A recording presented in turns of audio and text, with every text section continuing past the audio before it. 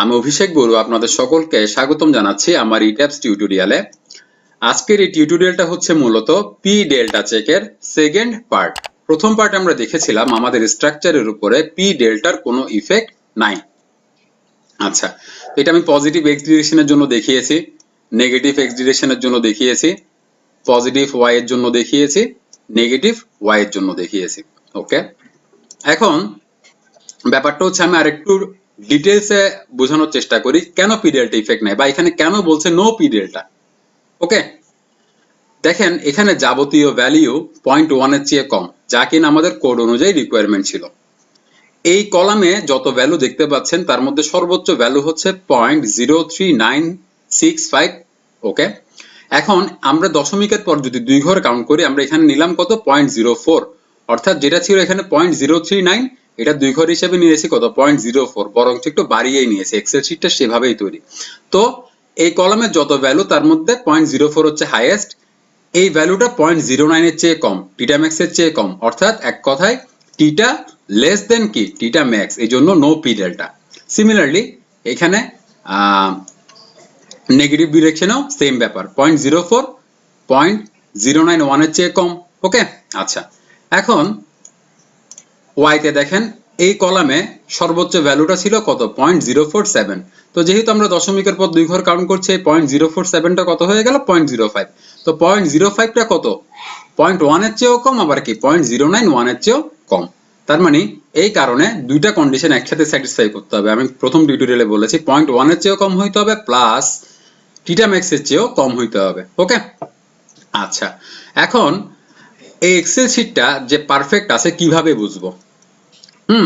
দেখেন আমি যদি এখানে লোডের ভ্যালুটা একটু বাড়াইয়ে দিই, সে বলছে আমাকে রিডিজাইন, কেননা এখানে আমার কি চলে আসছে, টিটা এক্স এর ভ্যালু কত চলে আসছে 0.61, যা কিনা 0.091 এর চেয়ে বেশি। তার মানে আমাকে পিরিয়ডটা চেক আমি ফেল করছি। এই ক্ষেত্রে আমি আবার আগের কন্ডিশনে যাচ্ছি, বা যদি আমার ডিসপ্লেসমেন্ট বিল্ডিং আরো বেশি আসতো, কথার কথা আমি এটা 100 ধরে নিচ্ছি, সেক্ষেত্রেও কিন্তু সে আমাকে রিডিজাইন করতে বলে দিচ্ছে। ওকে, তো এখন ধরলাম যে আমাদের স্ট্রাকচারে পি ডেল্টা ইফেক্ট আছে।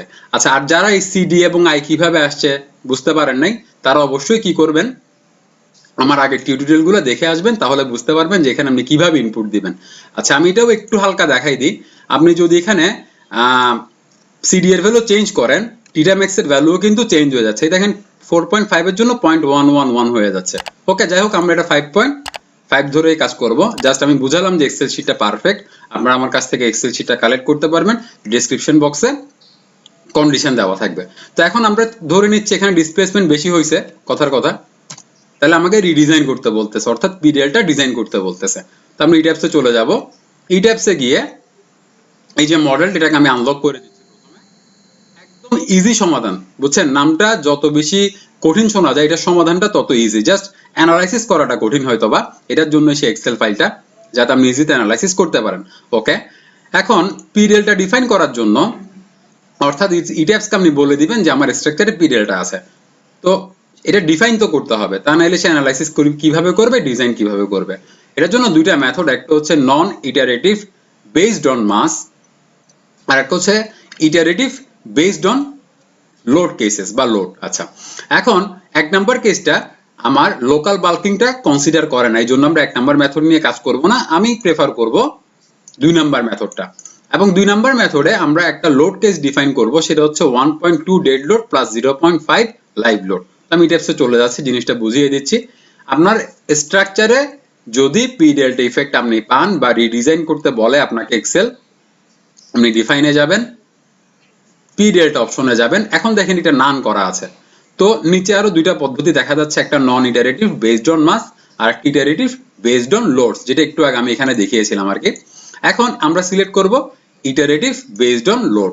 তো এখানে আমাদেরকে লোড কেস আমরা বলেছিলাম কি হবে 1.2 dead load plus 0.5 live load. Okay, তো আমি ডেড লোডের ফ্যাক্টরটাকে চেঞ্জ করে দিচ্ছি 1.2 দ্বারা এবং এটা অ্যাড করে দিচ্ছি। তো ডেড লোডের আন্ডার আরো আছে, সেটা হচ্ছে যেমন ওয়াল লোড অ্যাড করলাম, তারপরে পার্টিশন ওয়াল লোড অ্যাড করলাম, তারপরে হচ্ছে ফ্লোর ফিনিশ অ্যাড করলাম, আরেকটা আছে কি লাইভ লোড। তো লাইভ লোডের জন্য ফ্যাক্টরটা কত 0.5, একটু আগে আমরা দেখেছি, এই যে এখানে দেখেছি 0.5 দিলাম এবং অ্যাড করে দিলাম। এরপর এখানে কি এই যে টলারেন্সটা এটা যেমনটা আছে তেমনটাই থাকবে, আপনি জাস্ট ওকেতে ক্লিক করবেন। এরপরে সেভ করে আপনি অ্যানালাইসিস করবেন, এরপরে আপনি ডিজাইন করবেন। ওকে, আপনার স্ট্রাকচারে পিডিএলটা আছে এটা ধরে নিয়ে ইটেপস আপনাকে কি দিবে, অ্যানালাইসিসের ডিজাইন দিবে এবং ডিজাইনের রেজাল্টও দিবে। এমনকি আশা করি আমি ব্যাপারটা বুঝাতে পেরেছি। সমাধানটা খুবই ইজি, জাস্ট আপনি ইটেপসকে বলে দিবেন যে আমার স্ট্রাকচারে পিডিএলটা ইফেক্ট আছে এবং আপনি লোড কম্বিনেশনটা সিলেক্ট করে দিবেন যেমনটা আমি দেখিয়েছি। বাকিটা ইটেপস আপনা আপনি করবে। ওকে, তো এই ছিল আজকের টিউটোরিয়াল। যদি টিউটোরিয়ালটা ভালো লেগে থাকে তাহলে লাইক করবেন, কমেন্টে আপনার মতামত জানাবেন এবং যদি আপনি আমাদের চ্যানেলে নতুন হয়ে থাকেন তাহলে অবশ্যই আমাদের চ্যানেলটা সাবস্ক্রাইব করবেন। ধন্যবাদ।